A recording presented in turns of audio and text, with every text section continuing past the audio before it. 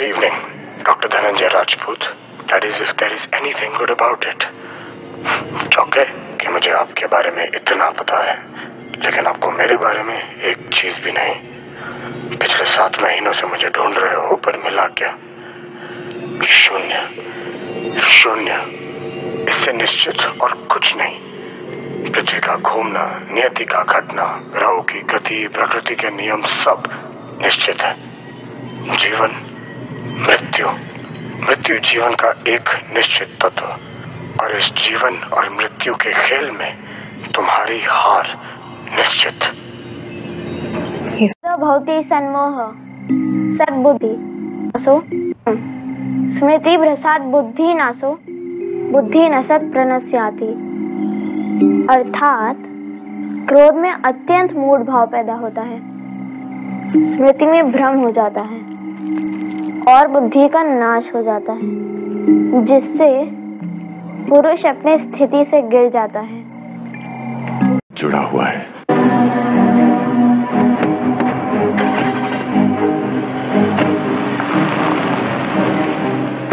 इस ब्रह्मांड में सब कुछ जुड़ा हुआ है। जो हमें दिखता है वो भी, और जो नहीं दिखता वो भी। कर्मा के कनेक्शन से आप पूरे कॉस्मोस के साथ जुड़े हुए हैं। आपके अच्छे बुरे सही गलत कर्मों की एनर्जी एक वाइब्रेशन को जन्म देती है, और वो वाइब्रेशन के सब एटम्स पूरे कॉस्मोस के वाइब्रेशन के साथ मिलते हैं। आपका सबकॉन्शियस कॉस्मिक कॉन्शियसनेस से जुड़ता है, उसे झंझोड़ता है और उसे बदलने की ताकत भी रखता है। कर्मों के जाल से कोई नहीं बच सकता, क्योंकि एक क्रूर यथार्थ एक नंगा सत्य है। आप चाहें या ना चाहें, पर सब कुछ जुड़ा हुआ है। कर्मा के कनेक्शन से आप पूरे कॉस्मोस से जुड़े हुए हैं, चाहे आप उसे देखें या ना देखें।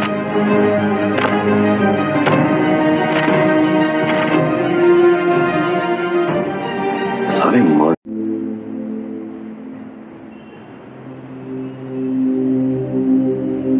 दादू, ये कौन है? ये एक असुर है। असुर? कौन सा असुर? कली। कली चारों युगों में सबसे शक्तिशाली था, क्योंकि मनुष्य का रूप धारण करके वो उनके बीच रहता और उन लोगों से बड़े पाप करवाता था। फिर धर्म और सत्य आ गए। In the battle of Vishakha धर्म और सत्य ने कली को हरा दिया। जख्मी कली अपने किले पे जाकर छुप गया, इसी इंतजार में कि कलयुग में अंधकार चरम सीमा पे होगा तो वो राज करने जरूर आएगा वापस। माइथोलॉजी की मानो तो वो आएगा, फिर कल की अवतारित होके कली का अंत करके सतयुग को वापस ले आएगा। और अगर कल की वापस नहीं आया तो फिर ये कलयुग चलता ही रहेगा, चलता ही रहेगा। विष्णु पुराण में समुद्र मंथन में से निकलने वाली वारुणी यानी कि सुरा, वाइन की देवी को जिन्होंने नहीं अपनाया वो बने असुर, और जिन्होंने अपनाया वो बने सुरा यानी कि देवता। पर मेरे ख्याल से ये सिर्फ एक नजरिए की बात है, ये दोनों हम सबके अंदर हैं। आज के लिए इतना ही। में देवों और असुरों की उत्पत्ति की कथा लिखी है। हमारे सप्त ऋषियों में सबसे महान ऋषि थे ऋषि कश्यप। उनकी 13 पत्नियां थीं। उनमें 2 थीं अदिति और दिति। ऋषि का संभोग जब अदिति के साथ उत्तम नक्षत्रों में हुआ तो अदिति ने गुणवान और तेजस्वी पुत्रों को जन्म दिया। ये देखकर दिति ईर्ष्या से जल उठी और उसने भी ऋषि के पास जाकर संतान प्राप्ति की इच्छा व्यक्त की। लेकिन तब ऋषि ने उसे बताया कि अभी ग्रहों की स्थिति पतित और विपरीत है। फिर एक भयंकर घड़ी में दिति का गर्भदान हुआ और इस गर्भदान से जो संतान उत्पन्न हुई वो अदिति की संतानों से एकदम विपरीत थी। वो भी घृणा, हिंसा, क्रूरता से भरे हुए थे। और फिर एक समय आया जब देवों और असुरों में संग्राम छिड़ गया। जब युद्ध समाप्त हुआ तो असुरों की पराजय हुई और ब्राह्मणों ने अदिति के पुत्रों को स्वर्ग में बसाया जो देवता कहलाए, और दिति के पुत्र असुर कहलाए। काल में 3 महाअसुरों ने अपनी तपस्या और सिद्धियों से 3 उड़ते हुए नगरों की रचना की जो अकेले तोड़े नहीं जा सकते थे। उनके सामर्थ्य से जल उठे देवता विष्णु के पास गए, लेकिन जब तक असुर वेदों का पालन कर रहे थे तब तक उन्हें हराना नामुमकिन था। विष्णु ने छल करके उनसे पाप करवाए और शिव ने एक ही तीर से तीनों नगरों का विनाश किया। मृत्यु के समय असुरों की पीड़ा देखकर शिव को भी अपनी गलती का एहसास हुआ था। उनकी आंख से निकले आंसू ने बीज का आकार लिया, जिसे रुद्राक्ष के नाम से जाना गया। आपके अनुसार ये कहानी किसकी है? न्याय की, शौर्य की, पश्चाताप की, या फिर छल की? तो अब हम विक्रम बेताल खेल रहे हैं। आपका विक्रम होना ना होना आपके उत्तर से तय होगा। मेरे लिए सिर्फ एक कहानी है। कुछ लोगों को देवों की महानता दिखेगी, कुछ लोगों को असुरों का दर्द। अब विक्रम तो पक्का नहीं है। तुम बेताल हो कि नहीं पता नहीं, पर कहानी बहुत अच्छी सुनाते हो। मैं बेताल नहीं हूं, क्योंकि उसे वश में किया जा सकता है। देखो, मैं तुम्हारे इमोशन समझ सकता हूँ। I am really sorry for it. गलती धनंजय राजपूत की है। आप क्यों क्षमा मांग रहे हैं? मैंने उनकी पूजा पूर्ण करवाई और दक्षिणा स्वरूप उनने मुझे यहाँ भेज दिया। देखो, अगर तुम अपनी गलती की माफी मांग लो तो मैं भी कोशिश कर सकता हूँ कि तुम जेल की जगह बाल सुधार केंद्र में जाओ। क्षमा मांगकर मैं स्वयं को नकारना नहीं चाहता। अभी तुम्हारी एज ही कितनी है? ऐसे अपनी जिंदगी को बर्बाद मत करो। इसे जीवन को बर्बाद करना नहीं, आकार देना, स्वयं को स्वीकारना कहते हैं। शुभ, तुम अभी बहुत छोटे हो, आगे चलकर समझ जाओगे।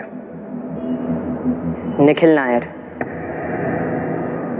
आप अच्छे इंसान हैं। वैसे आपने मेरे प्रश्न का उत्तर नहीं दिया। कहानी किसकी है ये पॉइंट ऑफ व्यू पर डिपेंड करता है। नहीं, ऐसा नहीं है। जानते हैं कहानी न्याय की क्यों नहीं है? क्योंकि न्याय वो है जो पीड़ित के साथ हुआ हो। वैसे ही शौर्य की तब जब बिना छल के लड़ी हो, और पश्चाताप की तब जब अश्रु नहीं आविर्भाव मिला हो। तो फिर कहानी किसकी है? उत्पीड़न की। जब तुम जेल से निकलोगे, आई होप मैं तुम्हें कोई बड़े काम करते हुए देखूं। आप अवश्य देखेंगे।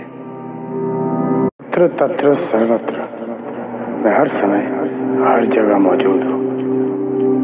युद्धों में भी देव, मनुष्य और राक्षस सब अमृत के पीछे भाग रहे हैं, और आज भी हम यही चाहते हैं कि हम रहें या ना रहें, हमारी कहानी तो रहनी चाहिए। सर, सिद्धि के बारे में सुना है? पुराणों में अष्टसिद्धि का कई जगह पे जिक्र किया गया है। इससे पहली है अनिमा, यानी कि अपने आप को एक अणु से भी छोटा बना पाना। गरिमा, जो कि अपने आप को इनफाइनाइटली हैवी बना सके। फिर है लगिमा, जो कि अपने आप को एब्सोल्युटली वेटलेस बना ले। प्राप्ति, जो कि कहीं भी जा सके। प्रकम्य, जो कि किसी के भी मन की बात जान सके। उसके बाद है ईशत्व, जो कि नेचर के साथ मिलकर खुद ईश्वर बन जाए। फिर है वशित्व, जो कि किसी को भी अपने वश में कर ले। और अब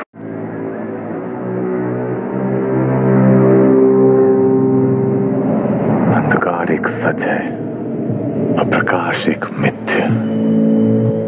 Every man is a moon and every moon has a dark side. आपकी भी डार्क साइड है जो किसी को दिखती नहीं है, लेकिन वो है। आपके हिडन डिजायर्स, गुस्सा, सपने सब इसी डार्क साइड में है। आपके सारे प्लेजर्स, खुशियां, सब कुछ यही है। उनकी गलत थ्योरीज, नैतिकता की झूठी रोशनी ने आपके सच्चे स्वरूप को छुपा के रखा है। और अगर आप अपने आप को एक्सेप्ट करके उनको रिजेक्ट करेंगे तो आप पापी हैं। पाप एक ऐसी काल्पनिक बीमारी है जिसे पुण्य नाम की काल्पनिक दवाई बेचने के लिए बनाया गया है। धर्म कभी शांति ला ही नहीं सकता, क्योंकि इसकी फाउंडेशन ही अच्छाई और बुराई के कॉन्फ्लिक्ट पे आधारित है।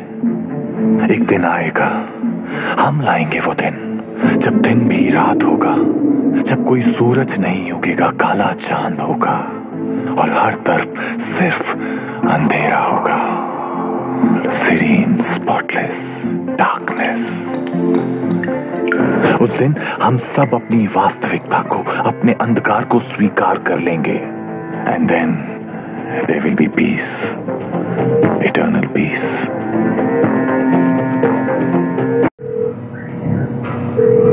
अक्षत पतितं तोयम यथा गच्छति सागरम सर्वदेव नमस्कारम केशवम प्रति गच्छति। कौन हो तुम?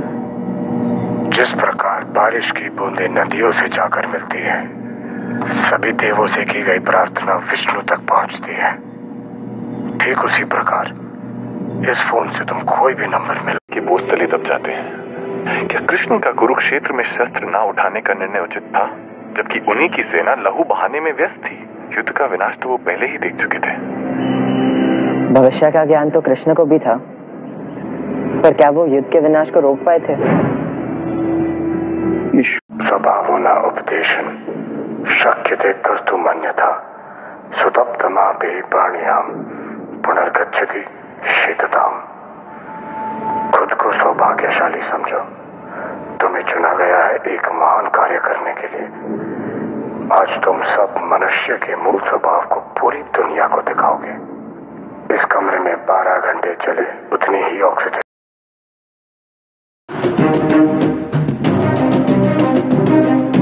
धिक्कार मानव समाज की प्रथम प्रतिक्रिया होती है जब उनकी मान्यताओं पर प्रहार किया जाए, चाहे वो प्रहार उनके स्वयं के हित के लिए ही क्यों ना हो, क्योंकि सामान्य मनुष्य का सीमित ज्ञान उसे स्वयं से परे देखने नहीं देता। फिर चाहे वो मानव जीवन हो, वास्तुक्रिया या नए विचार, ब्रह्मांड में नव जीवन का सिंचन पुराने खंडरों की राख से ही जन्म लेता है। अश्रु, रक्त, पीड़ा, निराशा। एक साधारण मनुष्य इस मार्ग पर चल के अजय बन सकता है, क्योंकि विचारों की आयु मानव जीवन से कई अधिक है। अपनी इंद्रियों को वश में करके जैसे ही निर्विकार होंगे, फिर कोई शत्रु या भय हानि नहीं पहुंचा सकता। यह एक अचल सनातन स्थिति नई शक्ति को जन्म देती है। मानव स्वभाव के परिवर्तन से परे सर्वव्यापी अनंत अंधकार परम सत्य है, क्योंकि लगाव ही पीड़ा है, करुणा ही क्रूरता और अंत ही प्रारंभ।